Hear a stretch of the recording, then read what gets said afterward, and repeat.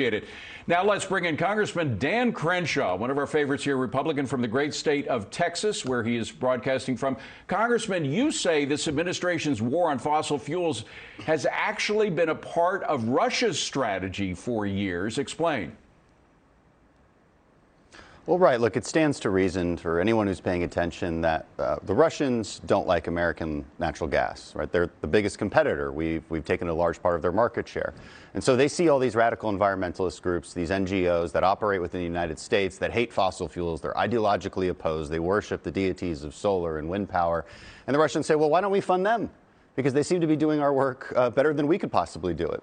And the more we dig into this, you find, for instance, that there's a shell corporation in Bermuda called Klein Limited, which primarily funds an organization in San Francisco called Sea Change, which then turns around and funds a lot of groups that you would know, like Sierra Club, for instance. And so the Energy and Commerce Committee is investigating that as we speak. That we've just started that investigation. We've sent out letters to all of these groups demanding that they come forward and be transparent with their funding.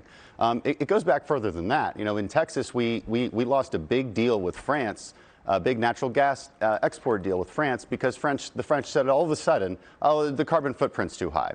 Come to find out, now there's allegations that Gazprom, the Russian Gazprom, got to them and said, no, you need to buy ours. Now, Russian natural gas is produced much dirtier than U.S. natural gas. But again, it's these radical environmentalist groups pushing this. Look, and I'm not the only one saying this. There's been reports from the NATO Secretary General. Even Hillary Clinton admitted that this was happening, that anti-fracking propaganda was largely funded by the Russians.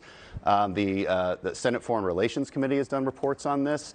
Of course, my own Energy and Commerce Committee is doing a report on this. So this is not a big secret. It just has not been well publicized. But people need to know that a lot of the anti-fracking propaganda that you hear that can come from Russia. Now, since you're part of the minority, you don't have subpoena power. Is that correct? So you can't get as much as you could get if you guys were in the majority, right?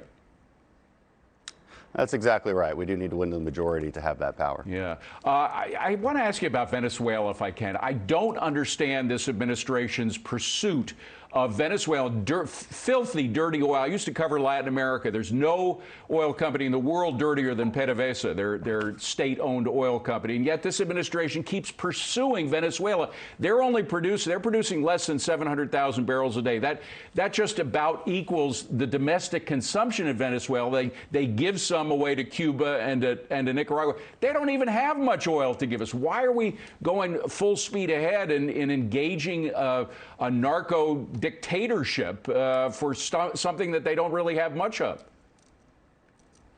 Right, and their infrastructure to explore and drill oil and gas has been largely decimated because of the fall of the country, of course. Yeah, and there's plenty of other places to look. Mexico obviously has large reserves, Colombia, Ecuador.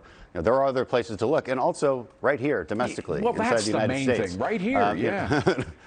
Right. And by the way, we could actually allow these leases to go. Instead of releasing the oil and the natural gas here, there's this new proposal for a so-called windfall profits tax, which would equal about 100% of their profits over the past couple of years, and that would decrease domestic production even more. So we're doubling down on our penalties against domestic consumption and production.